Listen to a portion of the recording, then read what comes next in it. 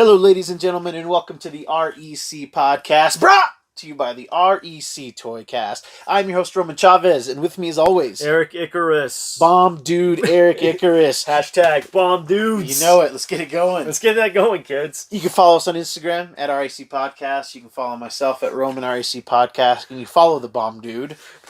Gulag_J_Wilden. Yeah. See, it all makes sense. It all makes sense. When you say it out loud, it does make sense. It sounds great, right? Yeah, totally. It flows right off the tongue. Yeah, one of those. How you doing, brother? I'm hanging in there. Yeah? Hanging in there, man. Hey, why? Is something going on in the world that could cause you not to maybe hang in there?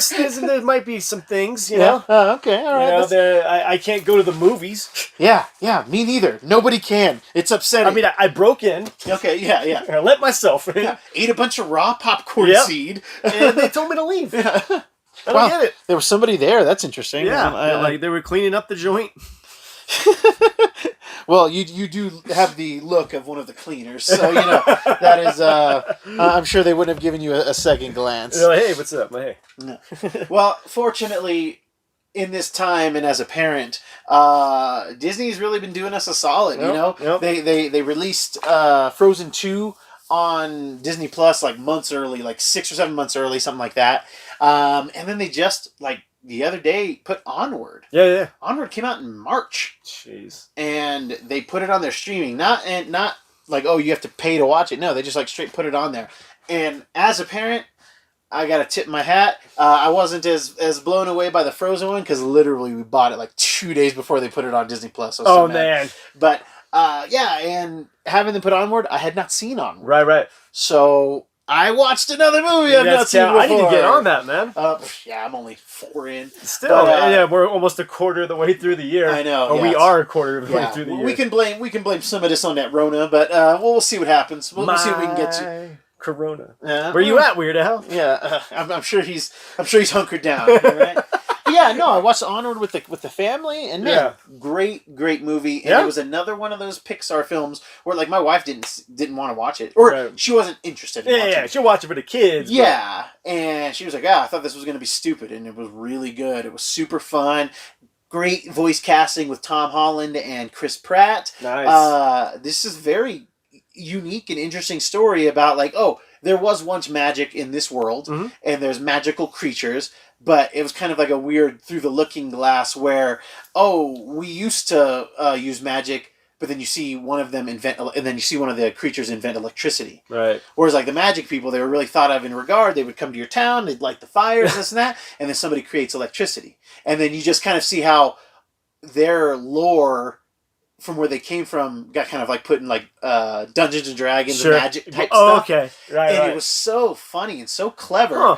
There's this cop, and he's I guess he's a centaur, right? Human top, horse bottom, right? Or humanoid top because he was kind of humanoid, and the Chris Pratt's character is really into the whatever their version of D&D is and everything, right.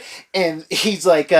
He's like, man, you drive that cop car around. It used to be a proud people. Used to run everywhere. And he's like, why would I run, man? I could drive there. And you see him later run, and he's like, sucking wind. Yeah, it was very interesting to see where it kind of put people. Yeah. And it was a fun coming of age story for these elves. Right. And super fun. That's awesome, super man. Fun, yeah. Is it another Pixar movie where adults just can enjoy it? I think they can, but I think it'll be in the vein of Ratatouille, which is good. Yeah, which is good, but it's not a Inside Out. Very few people talk about it, right. and I think when somebody brings up Ratatouille, like, oh yeah, that is a good movie. Yeah. I think this will be. It was huge at the time, and then it just kind of did. Yeah, oh yeah. See, I didn't watch it. I remember that Halloween, man. Every kid was Remy the rat. Okay. So wow. There was a minute there where it was hot fire. There you go. Oh, all right. But all now right, it's just yeah. It was straight Dylon, right? And then, we kept the good times rolling, and we watched Toy Story 4. Sweet. I had not seen that either. So, another one off the list, boys. Hey, there you go, man. And, man, that was really good. And it was much better than what I heard. And I think my expectations were brought down, so it exceeded them. That's good. Super fun way to say goodbye to these characters. It left me with something of a sense of hope. I know you haven't seen it, so I don't want to say too much about it. But it was when Toy Story 3 ended, it was sad. Right. And well, we differ on this a little bit. I think we do. And I felt like it was sad, and I think they meant for it to be a very bittersweet but closure type moment. Big time. But I didn't feel the closure that I needed for some reason. Right. Because, and we talked about this on a previous show, I did not equate the Toy Story films to being the tale of Woody. I don't know why I didn't. I don't know. It never hit me over the head. Yeah. Like I was like, oh, these are Andy and Woody's stories. Andy and his toys. Right. Even though Andy's very, but it's always, oh, we got to do this for Andy. We got to get back to Andy, this and that. But yeah, this was definitely a good goodbye to the Woody character. Okay. And, which I guess that might spoil some of it. But it was, nothing lasts forever. It's except your good looks, brother. Oh, your thanks. Good looks. Yeah. It was really good. I thoroughly enjoyed it. There wasn't a full-on villain per se. Okay. And I'm glad that I watched it. I didn't want to watch. I didn't care to watch it. Sure. Yeah, but you get in these times, and I'm sure you were going to eventually. But yes, your kids are going to be like, hey, we're going to do a Toy Story. That was the thing. I was waiting for them to want to watch it, whereas. Incredibles 2 was like, we gotta go. We gotta go. We're doing this now. Opening weekend, we're going. For sure. I think, if I ever have kids, I'm gonna play them Toy Story 3 and just stop it right when they're in the garbage compactor. They're like, all right, guys. And then this is life, kids. Yeah. Oh my gosh. I mean, you still. I feel like I kind of went in the garbage compactor a little bit, and they brought me out, and I was worse for wear. It was so. So you should have went out. Yeah, that way. yeah. Like holding my God. hands. It was so I still can't get it. I still get a little welled up thinking about that scene. Yeah, me too. But Onward and Toy Story 4, check them out. Cool, man. I'm really gonna try to get through this entire. Shelter in place or martial law. Stay at home orders. I really want to get through them without having watched The Mandalorian or Tiger King, because that seems to be what people won't shut up about the Tiger King, and then Mandalorian is something I need to watch and I want to watch, but it's like it's become this thing, and I don't know if I want to watch. I remember we talked about that back in February? Yeah. No, January. Yeah, something like that. Yeah. And I haven't gotten around to it either. So. Yeah, if I can do that, I'll watch it once it's. Well, I'm gonna have to watch it sooner than later, because I don't think we talked about this news. Oh yeah, what's that? Because there's things going on, real things, and we had to talk about sad comics, but Rosario Dawson has been cast as Ahsoka Tano, right, from Clone Wars, the animated series, in the live action role of grown up Ahsoka. This, I know you're not as in tune with what this means, but this has huge ramifications, because one, it's the first kind of external expanded universe tie-in to something that we now take canonically. Okay. And even I think Kathleen Kennedy went as much as to say when Force Awakens came out that all the expanded universe stuff doesn't it's not canon anymore. Right, yeah. And fans were completely upset. Yeah, fortunately, this new trilogy wasn't that strong and wasn't as well received, and they're going to try to rejuvenate, and kind of bring expanded universe stuff back in, and Ahsoka Tano is one of these characters. Ahsoka was basically Anakin Skywalker's, or Vader's quasi-apprentice during the Clone Wars. Right. He wasn't really allowed to take on a student, but they let him take on Ahsoka because she was kind of older. So they didn't want to put her in the Jedi Academy, but she had promise. Sure, yeah. And, her and Anakin are very, Wolverine and Jubilee, or Wolverine and Kitty. Okay. Very much like that. The mentor. Kind of, the mentor and the protege. Yeah. And, things kind of end sour between her and Anakin. Spoilers, I won't say exactly what happens. But she then kind of resurfaces again in Rebels. Okay. More in her early 20s, I would say. And Anakin has become Vader at this time, and they have a very strong standoff in which they leave it somewhat open, but you're pretty sure that Vader just straight kills Ahsoka Tano. Right. And this was years ago now, so we had never really seen her be an adult per se. Yeah. Well, having Rosario Dawson play her. Rosario Dawson's not some 25-year-old chippy. Yeah, you know, she looks great. Oh, she's amazing. Yeah, she's amazing. Gorgeous. Strong actress, and she looks exactly like I would imagine Ahsoka looking. Man. Like, so I'm very excited for this. What does this mean? What does this mean about Vader? What does this add to his legacy? Did he let her go? Yeah. Or did she just run away? Did she get the drop on him? Yeah. Did she think she killed him? I don't know. And it's going to be ripe for flashback. So apparently she's cast season 2 for The Mandalorian. That will be the thing that really pulls me out of my funk tonight. Dude, I haven't really watched anything in months, and the majority of the stuff I've watched has been when quarantine started. I'm still watching stuff that nobody cares about, per se. I think people wanted to watch Onward, but nobody cared about Jay and Silent Bob Reboot, except for those J-Bob fans. Yeah. Friend of the show, Dave, watched it, and he was you like it? Yeah, no. He said it was too much. And he doesn't think Kevin has it anymore. He doesn't have that magic anymore. I don't think he's had that magic for a long time, except for the Ben Affleck scene. And it was so strong that, he's got it. He's just having fun. He's just having fun. I think we talked about that a few episodes ago. He's just making movies he wants to make. Yeah. We need to have a Kevin Smith show. I think we do. I think we really need to give him his praise, dissect his work, and because he's got it. It means a lot to us. It really does. And, I love Red State. Oh, yeah. Red State's amazing. Yeah. And, I haven't seen it. I haven't gotten around to But a gun to your head. Yeah. If you were a fan or hated Kevin Smith and you got shown Red State and didn't know Kevin Smith, you would have never figured it out. No. There was no... It's not, doesn't have, Is Muse even in that? No, I don't think so. Yeah, I don't think so either. And honestly, I think I've only seen Red State once. Oh, really? I've seen it a couple times. It's great. It's so good. Yeah, but no, Kev's great, man. I think he's just making movies he wants to make in light of what, his heart attack. Yeah. I think he just got to the point where, I'm done pleasing everyone. Yes. I want to just be a filmmaker that makes movies I want to make now. Because that makes me happy. That Kevin from An Evening with Kevin Smith, and then kind of post Dogma is, he comes off he comes off really pretentious. A little bit. I mean, we all don't know how we're going to react to having fame. That's true. And maybe we're all a little entitled to it too. I imagine I would be the worst. Oh my god. We can speculate. But yeah, sure. But I think that's why he keeps his friend group around. Sure. They probably keep him grounded. Oh, they've got to. If he didn't have Muse or who's part of that crew? It's oh god, what is his name? Walt and Brian. Oh yeah, Mosier. Those. Oh, especially Mosier. Yeah, they probably keep him like, dude. You're here. Bring it here. Yeah.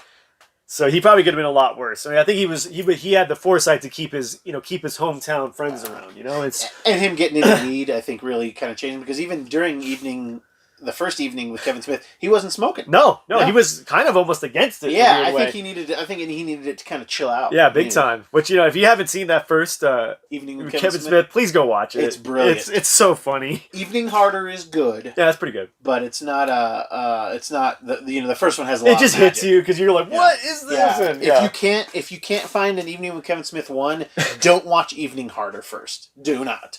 You really need to watch, and it's probably on YouTube. Yeah, you probably just find the whole thing in its entirety on YouTube, but it's totally worth it. Who got that from me? You or AJ?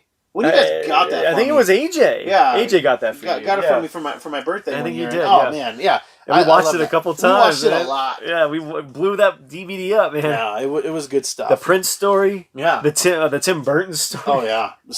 Death of Superman Lives. Oh man. Yeah, it's ripe, guys. You got to just watch it. It's amazing. But to get back on point, Ahsoka, I'm super excited. Star Wars, let's do it. Hey, there's a tie-in. She was in Clerks 2. She was in Clerks 2. She was in Jay and Silent Bob.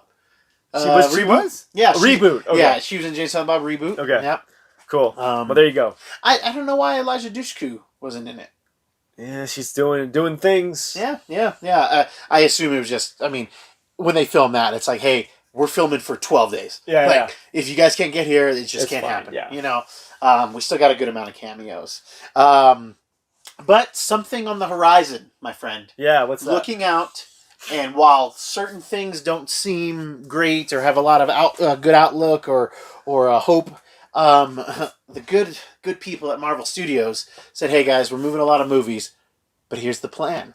They're looping us in on the plan, Yeah, man. give it. Yep. They, you know, the new slate, because, you know, we pushed Black Widow, and we weren't even sure if Black Widow was going to be this year. Right. Because things like Disney just came out today or yesterday, and they're pushing Jungle Journey, I don't know, some rock movie with Elizabeth... Hasselbeck? Not Elizabeth Hasselbeck, Emily Blunt. Oh, okay. Some, you know, Disney adventure movie. Yeah. They're pushing it an entire year. Jeez. It was supposed to come out in July, and I think they're pushing it till next July. So it was really sounding like, oh, they're going to push the Marvel Universe like a whole year. Yeah. It's still getting pushed, but not as much, man. November 6th. Which, you know, me and you talked about, man, I missed my November Marvel movie. Which maybe we were going to get. We were going to get it. It was going to be Eternals. But I think Black Widow, it fits. I think it does. It's November, man. And we know that there was some reshoot kind of issues going on with the COVID-19, so some things weren't, you know, they weren't completely done post-production with Eternals. You know, there was talk of them having to move that anyway. Yeah. And now, no, because now Eternals is then going to roll into February of 2021, February 12th. Yep. So that's going to push Shang-Chi from, I believe, February to May 7th of 2021. And then that makes it so that Doctor Strange goes back into its November slot. Yay! So Doctor Strange will be November 5th of 2021. Sweet. So we're going to get 3 Marvel movies next year. That's right. Which I think it was going to go 2, and then start 3 again. If I remember correctly. So then that pushes Thor: Love and Thunder from November of 2021 to February 18th, my wife's birthday. Hey. I told her, I said, sweetheart, for your birthday, I'm going to take you to Love and Thunder, okay? I told her, I said, I'm going to do that for you. She was like, stop doing things for me. And then Black Panther Black Panther 2 will be May 6th of 2022. And then Captain Marvel will be July 8th of 2022. So that's our kind of new slate. Cool. Hey, it could be worse. We could not get a Marvel movie at all this year. Oh, no, I'm excited for that. And then granted, you know, that's still a possibility that doesn't happen, you know, but I feel like they're like, hey, we're calling our shot. Yeah. We are America. This is how Dad did it. This is how America does it. And, you know, and again, in the face of all this, Wonder Woman's still holding it down. Good for you, Wonder Woman. You know what? Good for you, DC. I hope they release it, and it doesn't do as well as it could have done, but it's still just like this bright spot. Yeah, and it'll be that's the only thing I've got looking forward to. It'll be that. Even if it doesn't make the money that we want it to make, because I really think there's a possibility that it doesn't. If they stay into that June time slot, which I think that they should, I think they should just own the summer, be the only show in town, and, you know, maybe it makes $1 billion, but it probably underperforms. I'd say 7 to the 8. That's still pretty high. That's still pretty, because that's more than... You know, that would be way more than Wonder Woman 1 made, I think. No, that made almost $1 billion. Did it make $1 billion? Yeah, like right there. Yeah. But yeah, like you said, it's what we're looking forward to. I definitely think, you know, Disney releasing Onward, Disney Marvel Studios saying, hey, this is the slate, like just giving us something to look forward to. Yeah. It kind of renews a little bit of hope. It does. You know, I know everyone's getting a little, you know, we don't even really want to get too hardcore in this, but everyone's getting a little crazy, stir crazy rather. Yeah. And, you know, it's like you said, it's something to be, okay, if we just get over the hump, I got this movie. You know, and I know it's silly for some people to think that movies play that big a part in your life, but you know, it is something to look forward to. If you're it's a piece of this thing we've been following for 10 years. Yes. If you're somebody who likes movies are everything. Right. Because they're, you know, if you don't buy a bunch of snacks and you just go watch a movie, it's an inexpensive way to kill 2 hours. And it gives you stuff to talk about with your friends. And it's not exclusive. It is, hey, do you have $20 to go to the movies? Cool. Let's go to the movies. You know, and it's still, I don't think that the movie industry, I think it gets hurt, but I don't think it goes away. I do think you kind of burn off some of the edges. Sure. You know, some of those, you know, those mom and pop that are still holding on, those AMC theaters that haven't been doing too well. They'll be done. But it's still an inexpensive way to kill 2 hours and enjoy yourselves. I agree with that. Yeah. But those people who don't watch movies, like, they don't get it. You know, and that's too bad. Because, it is too bad. Because it's a great social thing to do. It's a great thing. I'm of the mindset dinner and movie is a classic date, but I like to do movie then dinner. Because you have something to talk about. Dang right.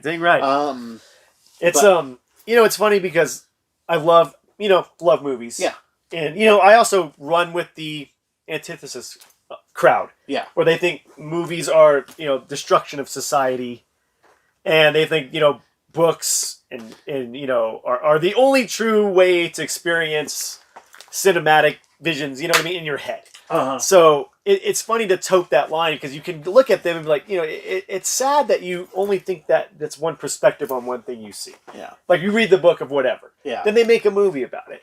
And of course, they're the ones that go, the book is so much better. Oh my God. Yeah, but sometimes it is, sometimes it isn't. But, movies are an interpretation of a story, and sometimes you just want to get lost in someone else's story. Yeah. You're doing it with a book anyway. Yeah. I just don't understand. Like, I know a lot of those people who hate movies. Yeah. They're almost like looking at the death of the film industry as like some godsend almost. Yeah. Some renaissance. It's like, Yeah. no. There was a time in history when, if you read books, like, you were out of hand. I mean, well, yeah, we call that Georgia. Georgia. I've been to Atlanta, but I wasn't doing much reading. Okay. Yeah, he's like, there's just pictures of it. Yeah. It's like, where's the highway? Like, back home that way. Yeah. Back the way you came. Bert Kreischer's always ripping on his wife because I think she's from Alabama. Oh, no. And man, whenever they do impressions of her on any of his podcasts, they're always just like the most yokely red. And it's like, dude, I've heard your wife talk. She's not that bad, but it's so funny that everybody in their friend circle does it that way. Yeah. Do we know any yokels? I don't think we really. No. Yeah. One guy we kind of knew was a yokel. You were the kind of the yokel. I was not the yokel. Stop it. You were you were living in that cow in that one horse town. Well, you kind of live there now too.